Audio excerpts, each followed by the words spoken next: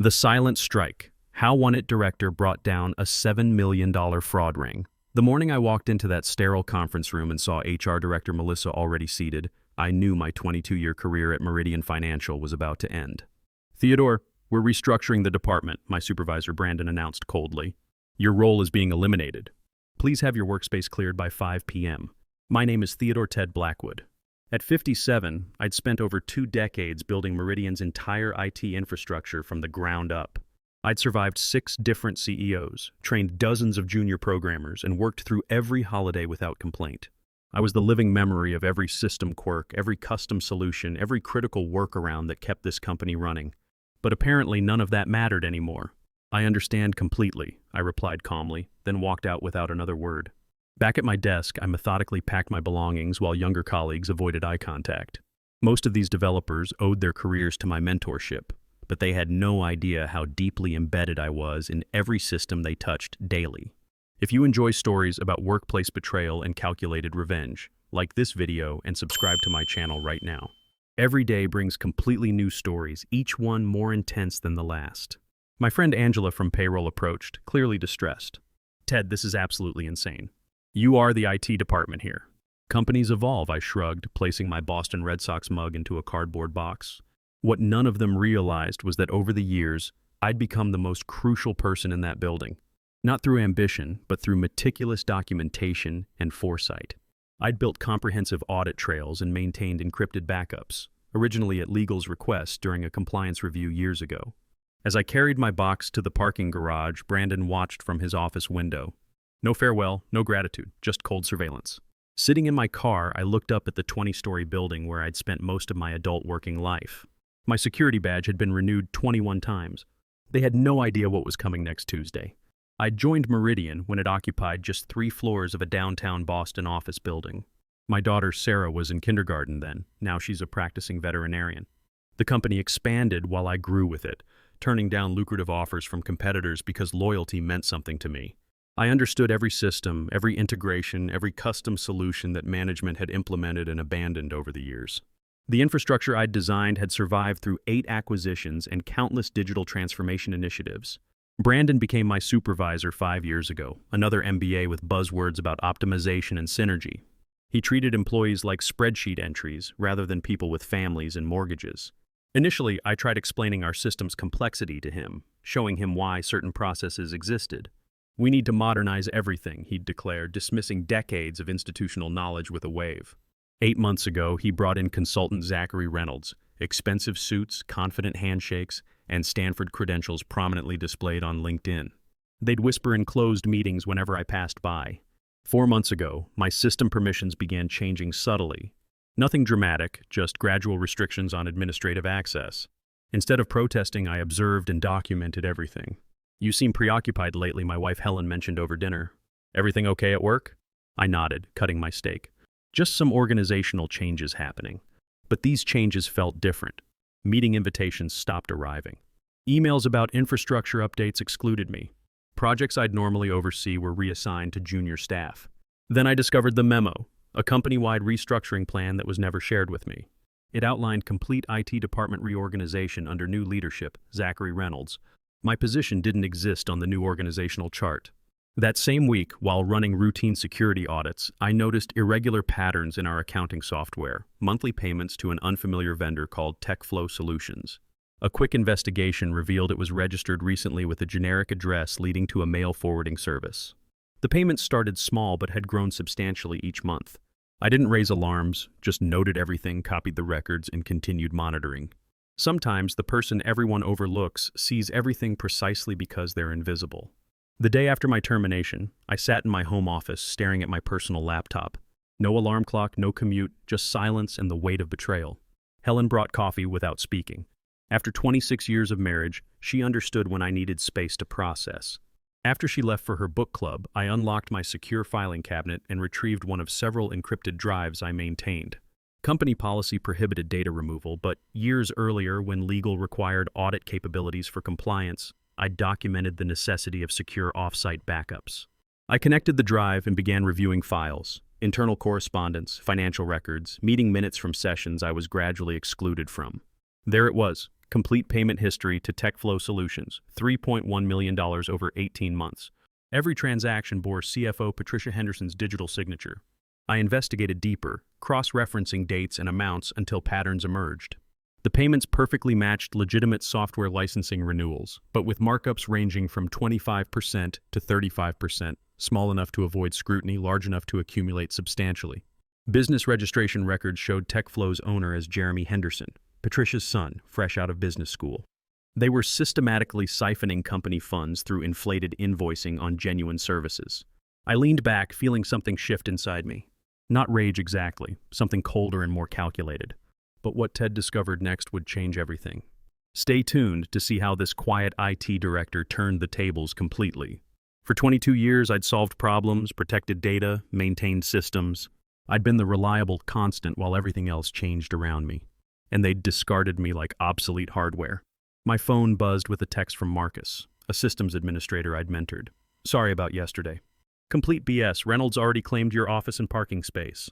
I set the phone aside without responding. The pieces were falling into place. They needed me gone before anyone connected these financial irregularities to their scheme. I opened my email client and started drafting a message to the board of directors, then stopped. Too direct, too easily dismissed as sour grapes from a terminated employee. I needed precision, leverage, irrefutable evidence that couldn't be buried or explained away. I deleted the draft and began strategizing. Wednesday was board meeting day, quarterly reviews, bonus approvals, strategic planning. Perfect timing. I closed the laptop and walked to our front window, looking out at the neighborhood where Helen and I had raised Sarah. For the first time since Monday, I smiled slightly. Parked across from Meridian headquarters, I watched employees streaming through the glass lobby. On my passenger seat sat my laptop logged into a secure email account I'd established years ago for system testing, an account that appeared legitimate but wasn't tracked in company directories. At exactly 9:30 a.m., I sent Brandon an email with the subject line, "Critical financial discrepancies requiring immediate attention," along with preliminary findings about TechFlow payments. I included sufficient detail to establish credibility without revealing the family connection yet. If Brandon was complicit, he'd panic. If innocent, he'd investigate. Either way, I'd learned something valuable. By 9:55, my phone rang, Brandon's number. I declined the call. His voicemail was tense. "Ted, we need to discuss your message immediately. Call me back now." I didn't respond. Instead, I drove to a coffee shop and waited. At 10:45, an email arrived from Melissa in HR. "Mr. Blackwood, we've received concerning communications that may violate your separation terms. Please cease all contact with Meridian personnel and remember your confidentiality obligations. Further violations may result in legal action." Classic corporate intimidation. Threaten, discredit, isolate. I hadn't signed any separation agreement. At lunch, I visited my bank's safe deposit box, retrieving older backup drives with comprehensive security documentation, including detailed logs of who accessed what systems and when modifications occurred. These records showed Patricia Henderson had requested expanded financial approval access 18 months earlier, precisely when TechFlow payments began. Share this story with anyone who's ever been betrayed at work. By afternoon, 3 missed calls awaited: Brandon, Melissa, and now Zachary Reynolds. The consultant's involvement this quickly was telling. I found an urgent email from Marcus. "Ted, they're claiming you sent some insane message about financial fraud." Reynolds called an emergency meeting. "Everyone's talking. They've locked down your old access credentials, including systems we need for daily operations." "What's happening?" Poor kid caught in the crossfire. I replied briefly, "Stay out of it, Marcus. Just observe." At 3 p.m., my home phone rang. "Theodore, this is Patricia Henderson." Her voice was carefully controlled. "We should discuss your concerns. I believe there's been a misunderstanding about certain vendor relationships." "Is that what we're calling it?" I asked. Career transitions can be stressful. If you have questions about financial procedures, there are appropriate channels. Like the board of directors? Sharp intake of breath. "You're making a serious error in judgment," she said finally. "We can resolve this amicably. Enhanced severance, excellent references, whatever you need." "Goodbye, Patricia," I said, hanging up. Within 15 minutes, Melissa emailed again. My severance package had mysteriously tripled, with attached agreements requiring absolute confidentiality about all company matters. They were scrambling, but still thought they were dealing with simple extortion. They had no idea what was actually coming. Thursday morning brought clarity and confirmation. I'd spent the night examining years of archived data, connecting patterns I'd previously overlooked. TechFlow wasn't Patricia's first creative venture. 3 years earlier, another pattern had emerged: consulting fees to strategic business partners. Different name, identical methodology. Inflated bills for services partially delivered or fabricated entirely. Strategic Business Partners was registered to Patricia's sister in Phoenix, apparently CEO of a company with no website, no employees, and a virtual mailbox address. The deeper revelation came through email archives. Brandon wasn't merely aware of these arrangements, he'd actively facilitated them. In exchange, his budget requests got approved while other departments faced cuts. His predecessor had been restructured out after questioning unusual expenditures. Even Zachary Reynolds was part of the web. His consulting firm was hired through irregular procurement, bypassing standard vendor evaluation processes. His real purpose wasn't modernizing IT, but removing someone who might notice financial patterns. The scheme's elegant simplicity was almost admirable. Create legitimate-sounding vendors, approve inflated payments, pocket the difference. Services were actually provided, just at premium prices. Auditors scanning for completely fraudulent charges would miss this sophisticated approach. Over 3 years, they'd diverted approximately $6.4 million. I compiled everything into a comprehensive report. Spreadsheets showing payment escalation, business registrations linking shell companies to Patricia's family, email exchanges demonstrating Brandon's knowledge and participation, system access logs proving the timeline. What Ted did next was unexpected and brilliant. Continue watching to see his masterstroke. Then I made an unexpected move. I contacted board member Margaret Foster, someone I'd worked with during a major security implementation. Now semi-retired but still active in quarterly meetings. "Theodore Blackwood," she answered warmly. "Heard you left Meridian after all these years." "Not voluntarily," I replied. "Margaret, I need 20 minutes of your time. It's extremely important." Pause. This related to why Patricia and Brandon looked nervous in yesterday's pre-meeting huddle. She chuckled softly. "Always suspected you knew where all the skeletons were buried. Where should we meet? Comment below. Have you ever exposed workplace corruption? Share your story." 2 hours later, we sat on a bench in Boston Common. I handed her a sealed envelope containing my printed summary and an encrypted flash drive. "That's everything," I said. "Dates, amounts, family relationships, system access patterns. I don't want my job back. I don't want money. I want the right people to know the truth." Margaret studied me carefully. "Why bring this to me specifically?" "Because you actually read audit reports. I've watched you in meetings. You ask the hard questions everyone else avoids."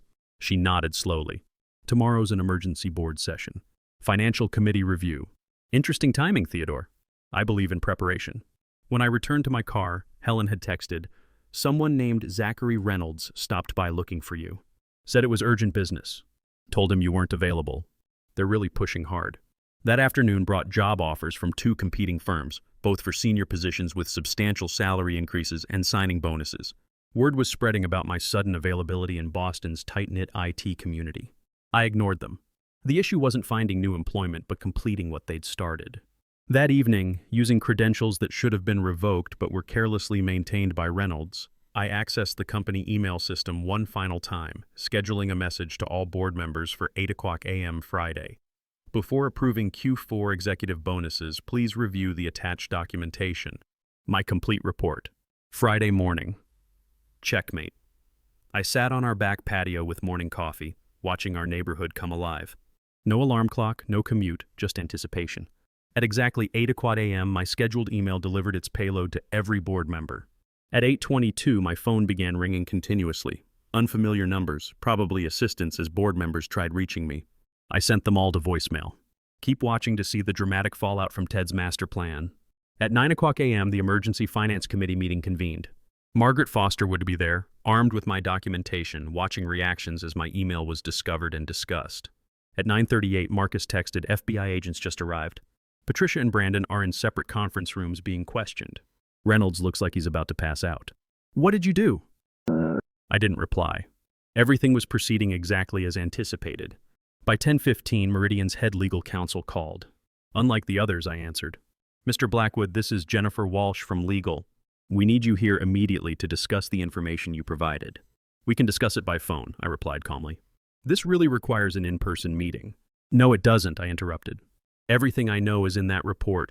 Everything I have is secured at multiple locations. If anything happens to me or my family, additional copies automatically go to the Justice Department, SEC, and Boston Globe." Long silence. "Mr. Blackwood," she continued carefully, "the board is taking this matter very seriously. Several executives have been placed on administrative leave pending investigation. Your cooperation would be appreciated. I've cooperated completely by providing comprehensive documentation. My involvement is finished. After she hung up, I drove to a restaurant 40 miles outside Boston. No reason to be easily located today. During lunch, local business news began breaking. Meridian financial executives under federal investigation for financial irregularities. No names yet, but that would come. At 2:30 p.m., Margaret Foster called. "It's complete chaos," she said without preamble. "Patricia broke down and confessed after we confronted her with your evidence. She's trying to negotiate a plea deal, claiming Brandon pressured her. Brandon's denying everything, and Reynolds insists he was just a consultant with no knowledge of financial improprieties. The board isn't buying any of it. The numbers? Forensic accountants start Monday. Preliminary estimates suggest at least $7.2 million diverted over 3 years. Possibly more. I'd been close in my calculations. The board wants to meet with you," Margaret continued. "Not about returning to your old position. They're creating a new executive role reporting directly to the board. Chief Information Security Officer. I'd anticipated this possibility, but was still surprised by the reality. I'll consider it," I said. "Subscribe and hit the bell for more stories of workplace justice."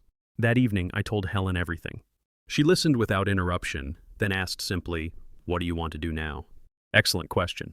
The revenge portion was complete. The people who'd betrayed me were facing criminal charges and career destruction. Justice had been served precisely and effectively. But returning to Meridian meant working at the place that had discarded me after 22 years of loyalty. "I need time to decide," I finally said. That night, I updated my dormant LinkedIn profile with a single post. Loyalty should be mutual. When it's not, consequences follow naturally. Within hours, former colleagues were reaching out. News was spreading through Boston's financial district. The quiet it guy had systematically destroyed 3 executives without raising his voice. By Monday, everyone would understand exactly who they'd underestimated. Monday morning found me entering Meridian headquarters wearing my best suit. The security guard looked twice before quickly printing a visitor badge. "Welcome back, Mr. Blackwood," he said with newfound respect. The elevator to the executive floor felt strange. I'd never had reason to visit this level before. 10 board members sat around the mahogany conference table. Margaret Foster nodded slightly as I entered. The interim CEO, formerly COO, appeared uncomfortable. "Mr. Blackwood," she began, "thank you for coming. The situation you exposed is unprecedented in company history." I remained silent. Full investigation reveals the fraud totaled $7.4 million over 3 years. Criminal charges are being filed. I waited. Margaret cleared her throat. "Theodore, the board has unanimously approved creating a new executive position, Chief Information Security Officer with full authority, reporting directly to this board. We'd like to offer you the role." I placed a folder on the table. "My conditions," I said simply. "Non-negotiable." The interim CEO opened it, scanning quickly. Her eyebrows raised. "Complete audit authority across all departments. Independent budget. Veto power over technology and financial decisions above $50,000. I nodded once. "This level of authority is unusual," she said. "Embezzling $7.4 million is unusual," I replied. "That happened because nobody was watching properly. Now someone will be." Silence filled the room. "You have until noon," I said, standing. "I have other opportunities." As I reached the door, Margaret asked, "Did you plan this from the beginning, Theodore?" I paused. I didn't plan on being betrayed after 22 years. Everything afterward was just me applying my skills to identify system vulnerabilities and implement appropriate security measures. At 11:52, they called. Every condition accepted. 6 months later, the new normal. I sit in my corner office on the 24th floor reviewing security protocols for next quarter. The view overlooks Boston Harbor, a daily reminder of how dramatically things can change. Patricia Henderson pled guilty to multiple fraud counts in exchange for cooperation. She received a reduced but still substantial sentence. Brandon is fighting all charges despite overwhelming evidence. Zachary Reynolds was extradited from Canada where he'd fled. The stolen funds were largely recovered, preventing serious financial damage to the company. My old team now reports to me, though I promoted Marcus to handle daily operations. The kid has real potential, just needed someone to recognize it. There's a knock on my door. Helen stands there smiling. "Ready for lunch?" she asks. I grab my jacket. As we pass the IT department, conversations pause momentarily, not from fear but from respect. These people understand what happened, know I could have destroyed the company instead of saving it. In the elevator, Helen squeezes my hand. "Content?" I considered the question. The anger that drove me initially has faded completely. What remains is the satisfaction of completion, of justice properly served. I'm good, I say. Outside, autumn sunshine warms our faces as we walk to our favorite restaurant. My phone buzzes with the message from Margaret Foster. Board approved your security budget increase. Unanimous vote, no questions asked. I smile. No arguments, no justifications required, just complete trust. Helen notices my expression. What? Nothing important, I say, pocketing the phone. Just thinking about bridges. Some collapse under their own weight. Others become stronger after proper reconstruction. Sarah, now 28 and running her own veterinary practice, visits regularly. Last month she spoke to our summer interns about integrity in business. My father taught me that respect is earned through actions, not words, she told them. When someone betrays that respect, you don't seek revenge, you seek justice through truth. After her presentation, one intern asked me, Mr. Blackwood, weren't you scared when you decided to expose everything? Terrified, I admitted honestly. But I realized there were things more important than fear. My daughter's respect, my wife's trust, and my ability to face myself in the mirror every morning. Yesterday, Margaret Foster stopped by my office. Theodore, you know what impressed me most about this entire situation?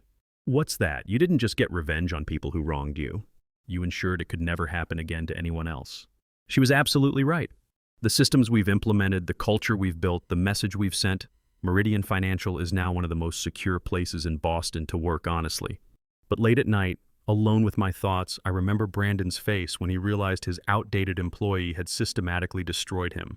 I think about Patricia's tears when she lost everything. I remember Reynolds being led away in handcuffs. And I smile, not from cruelty, but because justice tastes infinitely better than revenge. To anyone listening to this story, remember that sometimes betrayal gives you the greatest gift, the opportunity to show the world exactly who you really are when everything is on the line. They thought they were solving a problem by removing me. Instead, they created their worst nightmare.